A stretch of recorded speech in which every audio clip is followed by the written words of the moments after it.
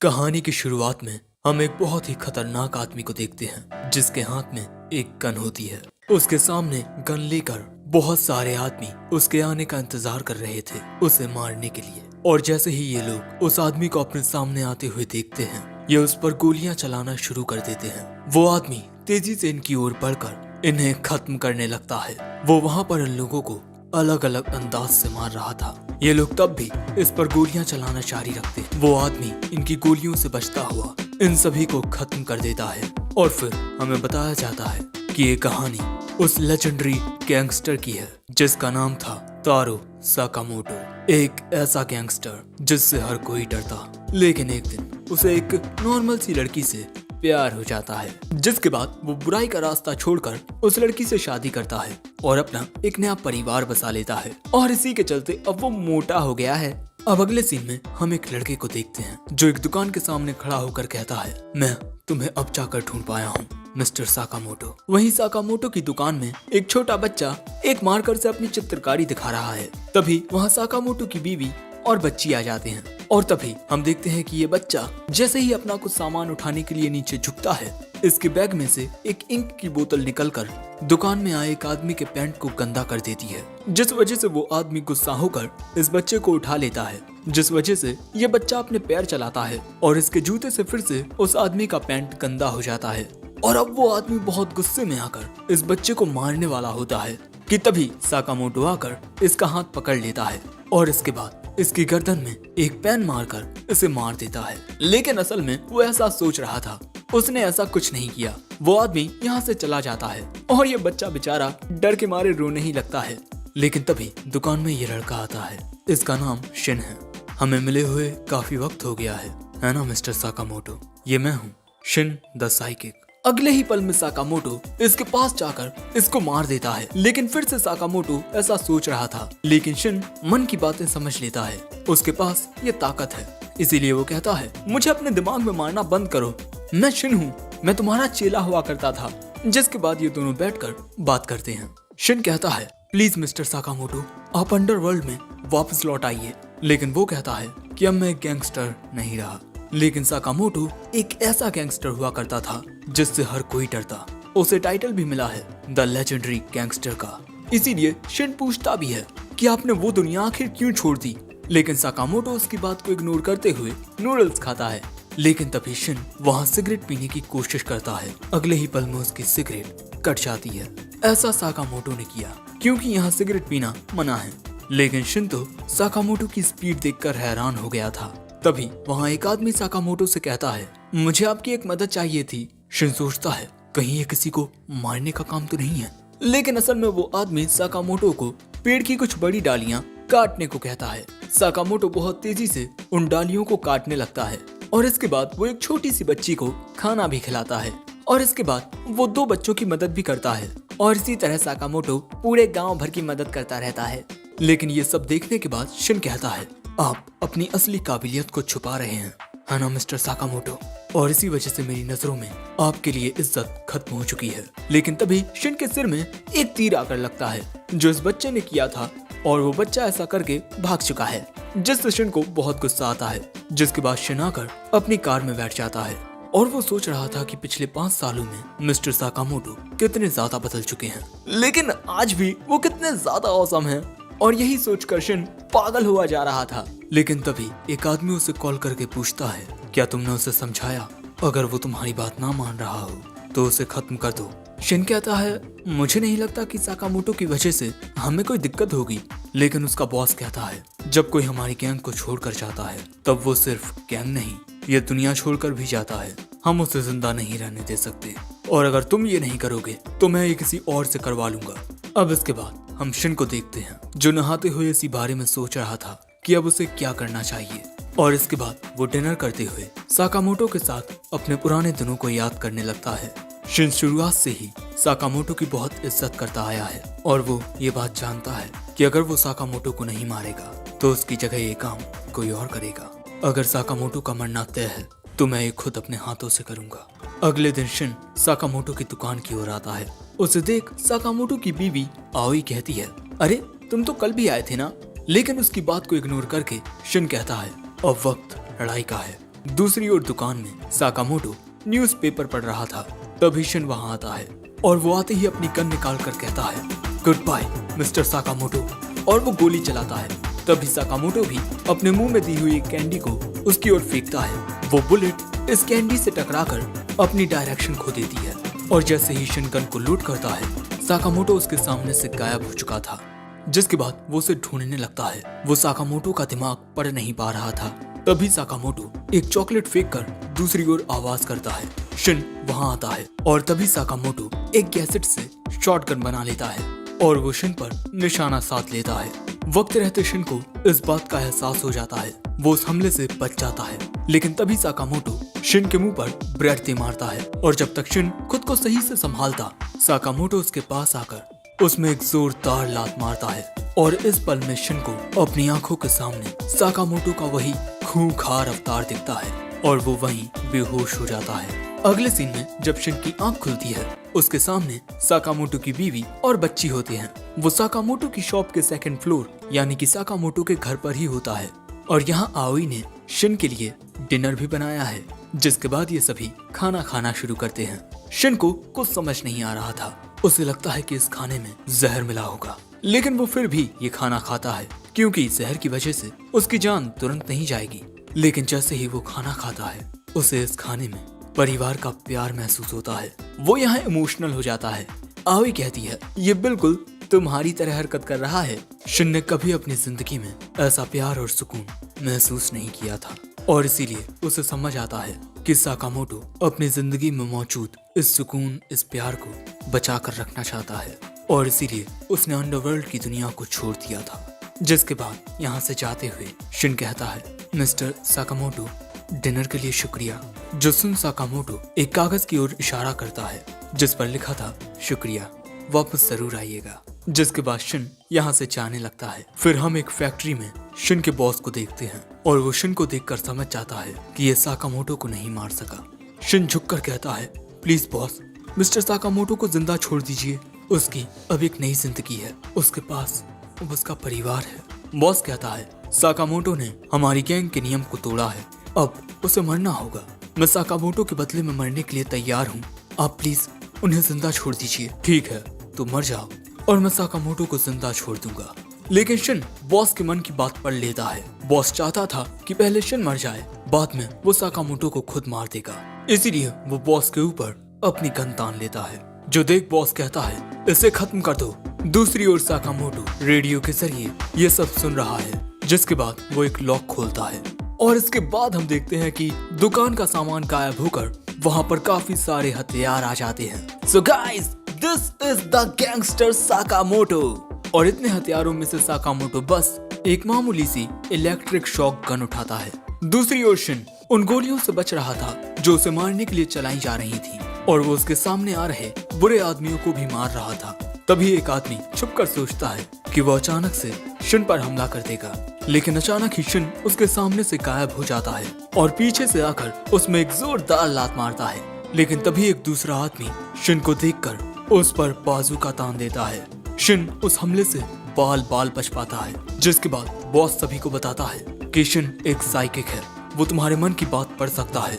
दूसरी ओर शिन अभी भी इन लोगों को मार रहा है, लेकिन अब शिन के पास ज्यादा गोलियां नहीं बची हैं। जिसके बाद शिन बाहर आकर गोलियां चलाता है, लेकिन इस बार एक गोली उसके पैर में लग जाती है, जिस वजह से वो गिरता है और वो लोग उसे चारों ओर से घेर लेते हैं। शिन को लगता है कि अब वो मरने वाला है, लेकिन तभी साकामोटो वहां आकर उन लोगों को शॉक दे देता है।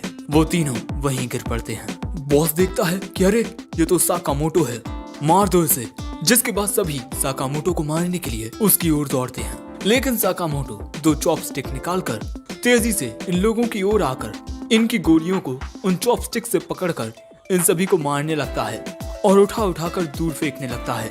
जिसके बाद वो बुलेट्स को दो पेंसिल से रोकता है और उन पेंसिल से इन दोनों आदमियों को घायल कर देता है और इसके बाद वो ऊपर से उछलकर आकर दो लोगों को एक हैंकर से बांधकर कचरे में फेंक देता है और इसके बाद वो एक बंदे में बहुत जोरदार मुक्का मारता है और फिर एक बंदे का हमला रोककर उसमें भी मुक्का मारता है। जिसके बाद आखिर में बचा बॉस और उसके दो आदमी एक साथ साकामोटो पर गोलियां चलाना शुरू करते हैं। साकामोटो उनकी गोलियों से बचता हुआ इनकी गन को काटकर एक ही बार में इन तीनों को उड़ा देता है। द लेजेंडरी गैंगस्टर साकामोटो ने अकेले ही एक गैंगस्टर ग्रुप को हरा दिया, जो देख शिन के होश उड़ चुके थे। और इसके बाद हमें पता चलता है कि साकामोटो ने शिन के ऊपर एक बग लगा दिया था, जिस वजह से साकामोटो को पता चला कि शिन कहाँ है। अब इसके बाद शिन कहता है कि अब मैं आपकी जिंदगी से चला जाऊंगा, लेकिन तभी साकामोटो उसे एक एप्रन देकर कहता है, मुझे एक आदमी की जरूरत है, तुम काम करना चाहोगे? अगले सीन में हम देखते हैं कि शिन साकामोटो की दुकान पर आ चुका है और जब साकामोटो नूडल्स खाता है तब शिन कहता है कि आप इतने नूडल्स मत खाया करो, ये सेहत के लिए इतने अच्छे नहीं होते। तभी साकामोटो की बीवी और उसकी बच्ची वहाँ आ जाते हैं। शिन देखता है कि एक बूढ़ी दादी को वो चीज नहीं मिल रही जो उन्हें चाहिए थी। तब शिन उनके मन की बात जानकर उन्हें वो चीज लाकर देता है, जो देख साकामोटो की बेटी कहती है, ये तो सच में एक साइकिक है। तभी ये लड़का आकर कहता है, क्या तुम्हें इस काम में मजा आ रहा है? शिन कहता है, मैं नहीं जानता, लेकिन हाँ, ये मेरे पिछले काम से तो बेहतर ही है। और उस बच्चे के पूछने पर वो बताता है, तुम कह सकते हो कि पहले मैं एक क्लीनर था। और इसी तरह साकामोटो नूडल्स खाता रहता है और यह एपिसोड 1 यहीं एंड होता है। एपिसोड 2 की शुरुआत में हम देखते हैं कि शिन लगातार साकामोटो की तारीफ किए जा रहा है। रिटायर होने के बाद भी आप कितने ज्यादा अमेजिंग हो, आपने उन सभी को कितनी आसानी से मार दिया। लेकिन ये बात आओई सुन लेती है, कहीं तुम फिर से कोई गैंगस्टर तो नहीं बन रहे ना? साकामोटो कहता है, नहीं नहीं नहीं, बिल्कुल नहीं। आओई कहती है, अगर तुमने कुछ भी ऐसा किया तो मैं तुम्हें डाइवोर्स दे दूंगी, पता है ना? वो कहता है, हाँ मैं समझ गया। जिसके बाद आओई यहाँ से चली जाती है और अगले ही पल में साकामोटो शिन को मार देता है। वो फिर से ऐसा सोच रहा है। शिन कहता है, मुझे अपने दिमाग में मारना बंद करो। जिसके बाद ये दोनों एक दूसरे टाउन में आते हैं शॉपिंग करने के लिए और ये जगह बहुत अच्छे से सजी हुई है। और यहाँ पर साकामोटो जो खरीदने के लिए आया है वो ये है हेवनली पोर्क बन्स, जो एक दिन में सिर्फ 50 ही बिकते हैं। और ये उसने अपनी बेटी और बीवी के लिए खरीदे हैं। जो जान शिन सोचता है ये अपने परिवार से कितना प्यार करते हैं। और इसके बाद ये यहाँ से जाने लगते हैं। लेकिन तभी एक लड़की एक ऊंची बिल्डिंग से कूदती है और सीधा साकामोटो के ऊपर आकर गिरती है, जिससे साकामोटो के हेवनली पोर्क बन्स सत्यानाश हो जाते हैं। तभी वहाँ कुछ लोग आ जाते हैं और ये लड़की उनसे लड़ने के लिए तैयार हो जाती है। इसका नाम लू शाओतेंग है। शिन कहता है, हमें यहाँ से चले जाना चाहिए, लेकिन साकामोटो सोच रहा था कि ये बंस न मिलने से उसकी बेटी रोएगी। जिसके बाद हम देखते हैं कि लू उस पर हमला करने आए 2 आदमियों को कूट देती है। उसे मार्शल आर्ट्स आते हैं, सो अब ये तीनों उसे घेर लेते हैं। लू उन्हें कूटने की कोशिश करती है, लेकिन तभी ये टकलू आकर उसे पीछे से पकड़ लेता है और उसे मारने के लिए ये दूसरा बंदा चाकू निकाल लेता है। लेकिन इससे पहले कि वो कुछ करता, साकामोटो आकर उसे रोक देता है और इसके बाद उसे एक मुक्का मारकर बेहोश कर देता है। और पीछे से शिन आकर इस टकलू को एक डिब्बा मारता है, लेकिन तभी एक आदमी एक गन निकाल लेता है। सो लू अपने मार्शल आर्ट से उसमें जोरदार किक मारती है और कराटे चॉप मार के उसे दूर फेंक देती है। लेकिन तभी वहाँ पर कुछ और आदमी आ जाते हैं इस लड़की को पकड़ने के लिए और उन्हें लगता है कि साकामोटो और शिन इस लड़की के ही साथी हैं। इसीलिए अब साकामोटो लू को लेकर शिन के साथ भागने लगता है और थोड़ी ही देर में वो तीनों इनसे काफी दूर चले जाते हैं। जिसके बाद एक आदमी अपने बॉस को आकर बताता है कि माफ कीजिएगा, वो लड़की हमारे हाथों से भाग निकली। ये आदमी कहता है, हमने उस लड़की को पकड़ने के लिए उसके पूरे क्लैन को मार दिया, हमारी इतनी मेहनत जाया नहीं होनी चाहिए, जाओ और उस लड़की को जाकर ढूंढो। लेकिन अगले ही पल में इस आदमी की गर्दन इसके धड़ से अलग हो जाती है और ये किया है एक आदमी ने, जो कब वहाँ आ गया किसी को पता नहीं चला। और इसके बाद ये आदमी उस गर्दन के मुंह को पकड़ लेता है ताकि वो आदमी दर्द के मारे चिल्ला तक ना पाए। और तभी उसका बड़ा भाई वहाँ आता है। इन दोनों को इसी आदमी ने बुलाया है। मेरी बात सुनो तुम दोनों, मुझे उस लड़की से वो चाबी चाहिए। वो चाबी पाकर हम पूरे ब्लैक मार्केट पर राज कर पाएंगे। ये दोनों भाई कहते हैं, ठीक है, लेकिन हमारे रास्ते में जो आएगा हम उसे खत्म कर देंगे। दूसरी ओर हम इन तीनों को भागते हुए देखते हैं और हमें पता चलता है कि लू एक माफिया फैमिली की बेटी है, द लू क्लैन। शिन के पूछने पर लू इन्हें बताती है कि उन आदमियों को मुझसे ये चाबी चाहिए, ये मेरे क्लैन के एक खुफिया दरवाजे की चाबी है। शिन कहता है, तब तुम्हें ये चाबी उन्हें दे देनी चाहिए, इसके लिए अपनी जान खतरे में क्यों डालना? लेकिन लू कहती है, कभी नहीं, इस चाबी को बचाते हुए मेरे माता पिता मारे गए। जब इन पर हमला हुआ तब लू के पिता ने लू को इस चाबी के साथ भागने को कहा और अब अगर ये चाबी उनके हाथ लग गई तो मेरे माता पिता की कुर्बानी जाया हो जाएगी। और वैसे भी तुम दोनों को मेरे मैटर में पढ़ने की कोई जरूरत नहीं है। और तभी शिन भी वहाँ से जाने लगता है, लेकिन साकामोटो उसे रोक लेता है और लू से पूछता है, क्या तुम पोर्क बन बना लेती हो? हाँ, मेरे पापा ने मुझे बनाना सिखाया है। साकामोटो कहता है, तो ठीक है, हम तुम्हारी जान बचाएंगे, लेकिन बदले में तुम्हें हमारे लिए पोर्क बन बनाने होंगे। लू को साकामोटो पागल लगता है, लेकिन तभी ये आदमी आकर साकामोटो में ऐसी लात मारता है कि साकामोटो दूसरी बिल्डिंग में जाकर घलता है। ये दोनों भाई यहाँ आ चुके हैं। इस बड़े का नाम सोंग ही है और इस छोटे का नाम बाचो। और बाचो को दूसरों को मारने में बहुत मजा आता है। ये दोनों वो भाई हैं जो अंडरवर्ल्ड में काफी मशहूर हैं। ये किसी को मारने का बहुत ज्यादा पैसा चार्ज करते हैं, लेकिन कभी भी इनका टारगेट इनसे बचकर नहीं भाग पाया। इन दोनों को लोगों को मारने में बहुत मजा आता है और ये जिन लोगों को मारते हैं उनकी गर्दनें काटकर उनके स्केचेस बनाते हैं एज अ हॉबी। अब तभी शिन इसे मारने के लिए आता है, लेकिन सोन ही उसका मुक्का रोक कर कहता है, हमने तुम्हारे दोस्त को मार दिया, इसीलिए तुम्हें गुस्सा आ रहा है। शिन इससे दूर होकर कहता है, तुम एक मामूली से गुंडे हो जो तारो साकामोटो के बारे में नहीं जानते। लेकिन तभी बाचो लू के पीछे आकर उसे खत्म करने ही वाला होता है कि तभी वहाँ साकामोटो आकर बाचो में एक मुक्का मारता है, जिससे बाचो जमीन से कुछ इस तरह टकराता है कि ये छत ही टूट जाती है। ये सभी छत के नीचे आ जाते हैं। लू साकामोटो की ताकत देख हैरान थी और साकामोटो शायद लड़ने के मूड में आ गया है। वैसे इस वक्त ये सभी एक पुराने बंद हो चुके रेस्टोरेंट में हैं। तभी बाचो कहता है, मैं इस मोटू को मार दूंगा। और सोन ही कहता है, बच्ची हमें वो चाबी दे दो और मैं तुम्हें एक आसान मौत दूंगा। लू कहती है, मैं अपनी जान दे दूंगी पर ये चाबी नहीं। तुम्हारे माता पिता ने भी मरने से पहले कुछ यही कहा था, अपनी जान से ज्यादा किसी और चीज को अहमियत देना हम बेवकूफी है। लू गुस्से में आकर उस पर हमला करने जाती है, लेकिन साकामोटो उसे रोक देता है। लू गुस्से में है, इन लोगों ने मेरे पेरेंट्स को मार दिया और अब ये उस चाबी को पाना चाहते हैं जिससे मेरे क्लैन की आखिरी उम्मीदें जुड़ी हुई हैं। तभी लू में एक कुनाई आकर लगने वाली थी, जिसे साकामोटो रोक लेता है। सोन ही कहता है, मैं उसे उसके पेरेंट्स के पास भेजने वाला था। साकामोटो के हाथ से खून निकलने लगा है, जो देख लू पूछती है, आखिर मेरे लिए अपनी जान खतरे में क्यों डाल रहे हो? और अब हमें साकामोटो का थोड़ा पास्ट दिखाया जाता है। क्रिसमस की रात उसके देर से आने पर आओई कहती है, तुम फिर से लोगों को मार कर आए हो, है ना? वो कहता है, मुझे वो काम करना पड़ा ताकि मैं तुम्हारे लिए एक तोहफा खरीद सकूं। वो कहती है, जरा ध्यान से देखो तुम्हारे शरीर पर कितना खून लगा हुआ है। अगर तुम इसी तरह से ये सब करते रहे तो मुझे नहीं लगता कि हम दोनों एक दूसरे के साथ रह पाएंगे।